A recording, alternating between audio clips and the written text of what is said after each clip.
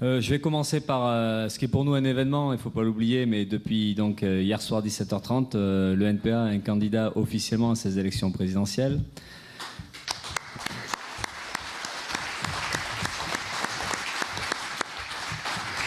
Bon, ce candidat, c'est moi, évidemment.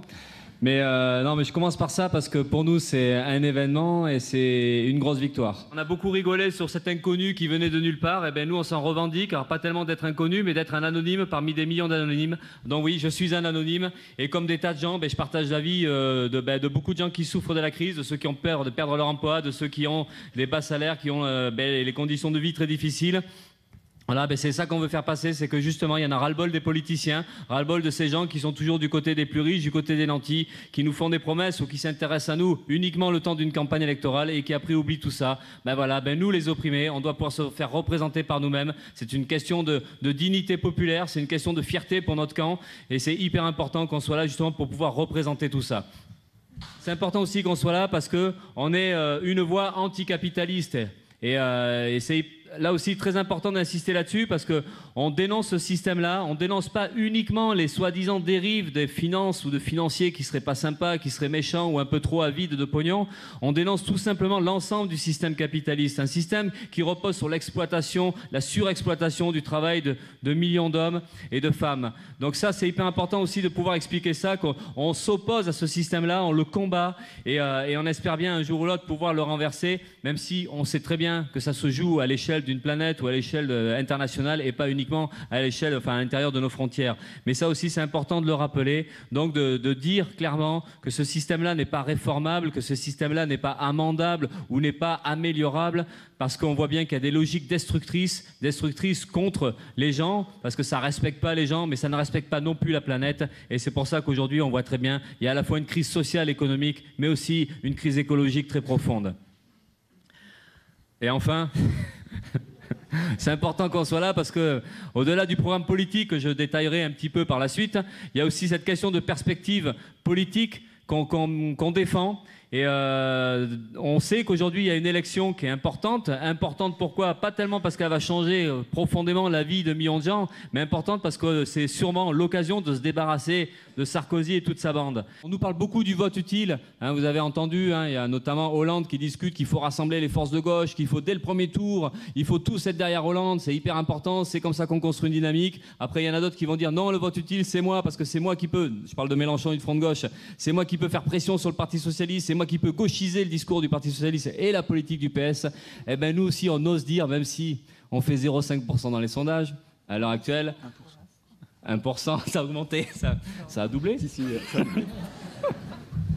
Ce qui est important, nous on le dit aussi, on ose le dire, parce que c'est vrai, il y aura un vote utile NPA.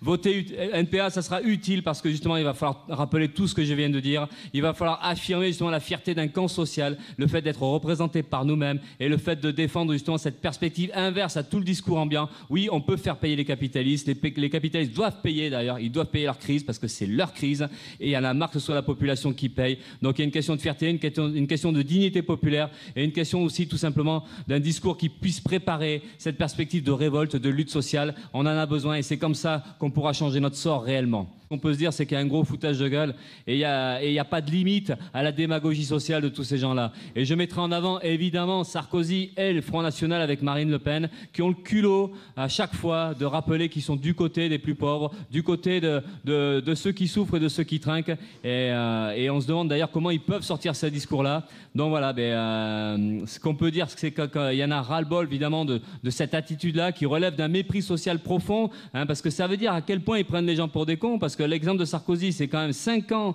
de gouvernement, avec des licenciements, avec un chômage qui explose, une précarité qui explose, avec des difficultés de se loger qui sont incomparablement supérieures il y a 5 ans, avec des difficultés de se soigner, encore plus dures qu'avant. Enfin voilà, donc, et ce mec-là, et ce gouvernement-là ose dire qu'il est du côté du peuple, et je ne parlerai pas de Madame Sarkozy qui depuis 2 semaines affirme que ce sont des gens modestes.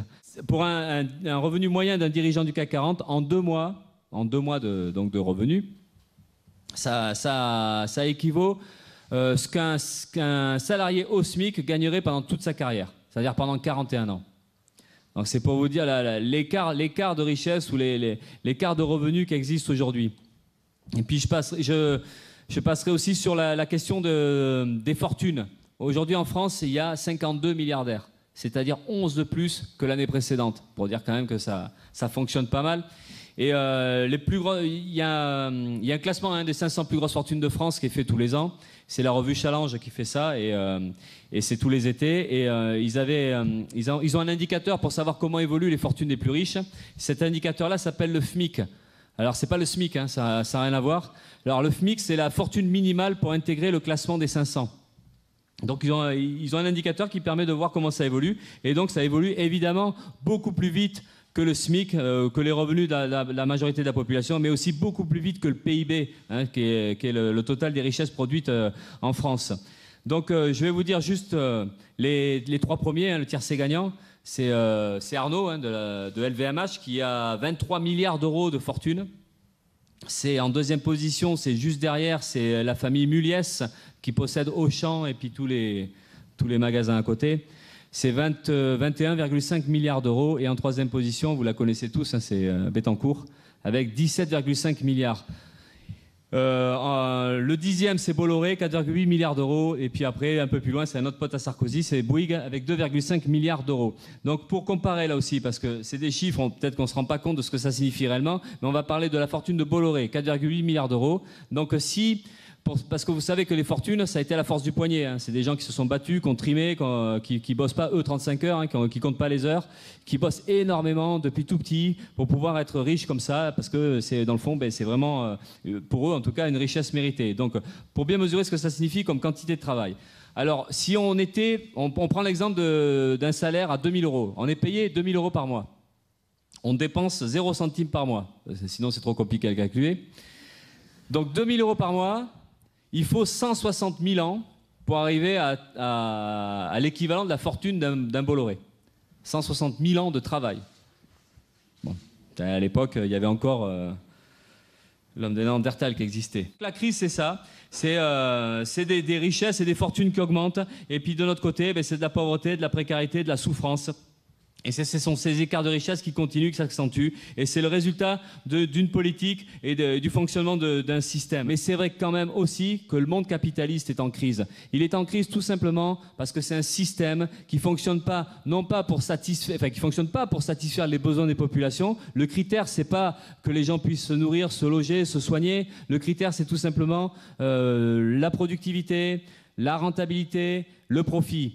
Et c'est ce système-là qui provoque les crises. C'est ce système-là parce que c'est une contradiction entre, d'un côté, un système économique qui repose sur le travail collectif de millions de gens ou de milliards de gens si on discute de la planète.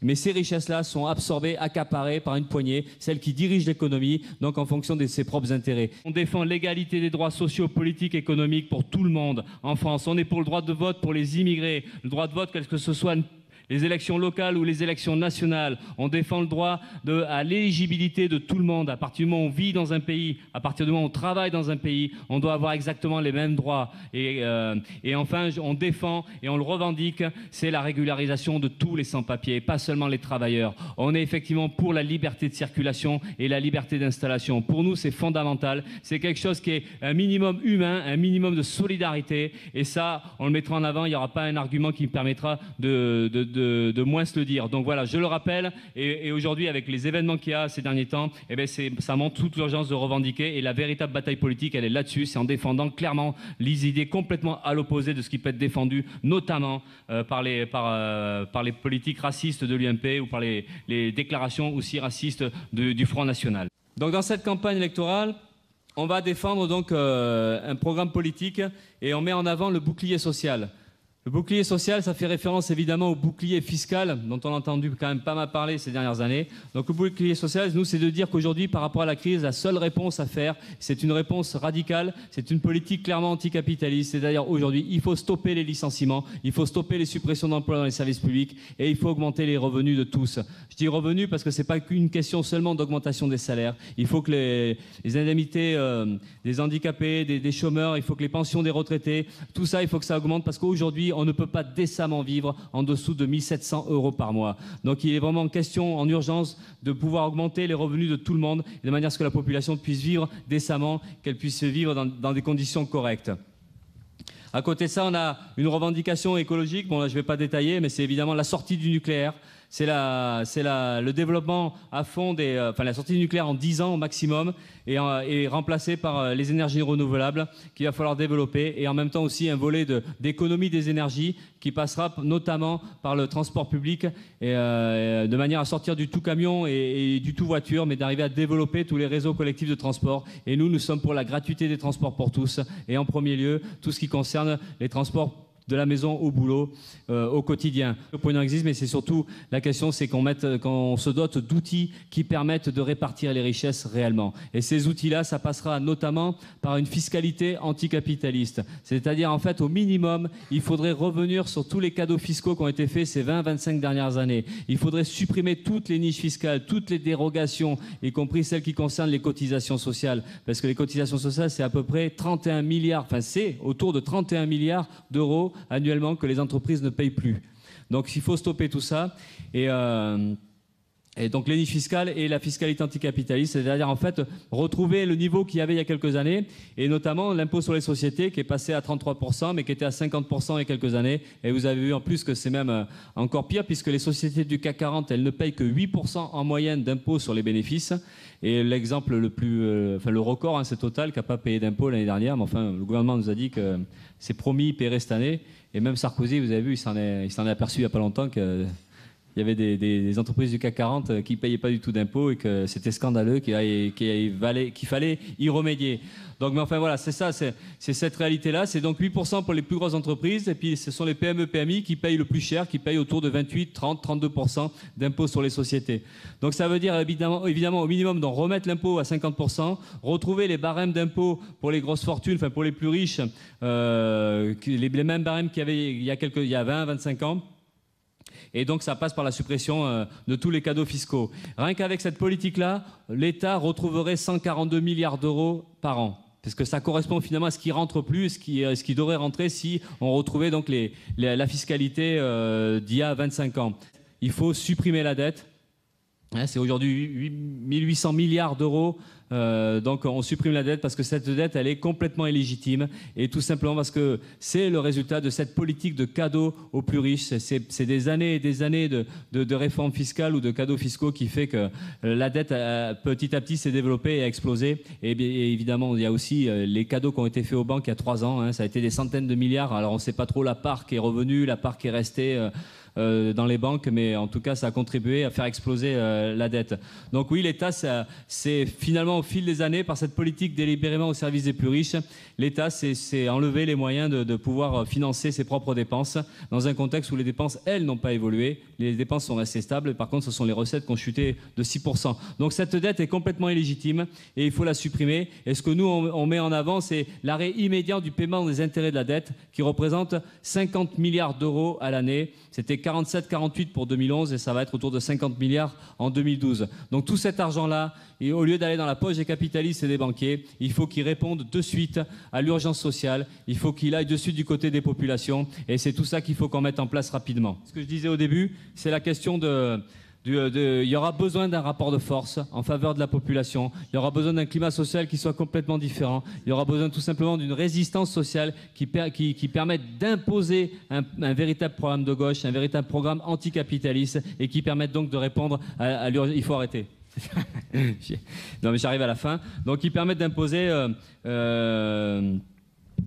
la satisfaction des besoins des populations. Le mécontentement social monte, et ce qu'on peut espérer, c'est que ce ne soit que le début. Et la perspective qu'on fixe, nous, c'est une perspective internationaliste, une perspective de solidarité entre tous les peuples, parce qu'on pense qu'on réglera le problème fondamental avec le capitalisme tout simplement parce que c'est par l'unité de la lutte de tous les peuples, parce que le seul adversaire qu'on a, c'est le capitalisme mondial, ce sont les spéculateurs et les banquiers du monde entier. Donc c'est pour ça, il y a de l'espoir, et nous, dans cette campagne-là, c'est de porter cet espoir-là, de montrer qu'il y a la possibilité de relever la tête, la possibilité de combattre ce climat de résignation. De toute façon, on n'a pas le choix, il faudra bien que ça pète.